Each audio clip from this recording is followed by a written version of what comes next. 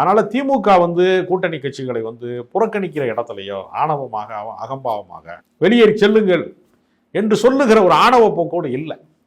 அனுசரணையாக யார் முரண்பட்டாலும் அவர்களோடு மறுபடியும் பேச்சுவார்த்தை நடத்தக்கூடிய இடத்துல தான் திமுக இருக்கிறது. என்னன்னா சிபிஎம் போன்றவர்களுக்கோ இல்லை விசிகா போன்றவர்களுக்கோ ஒரு மதச்சார்பற்ற அணி என்று ஒன்று காத்திருந்தால் அவர்கள் அணி மாறுவதற்கான சாத்தியங்கள் இருக்கும்.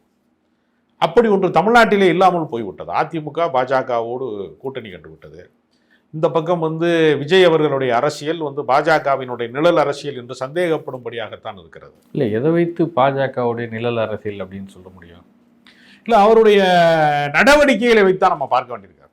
கட்சி ஆரம்பித்து ஓராண்டு காலம் கழித்ததற்கு பின்பும் கூட அவர் கள அரசியலிலே எந்த கவனமும் செலுத்தல. பாஜகவுக்கு எதிரான அரசியல் என்று ஒன்றை அவர் வலுவாக முன்வைக்காமல் திமுகவை அடிப்பது ஒன்றுதான் அரசியல் என்று நினைக்கிறார்.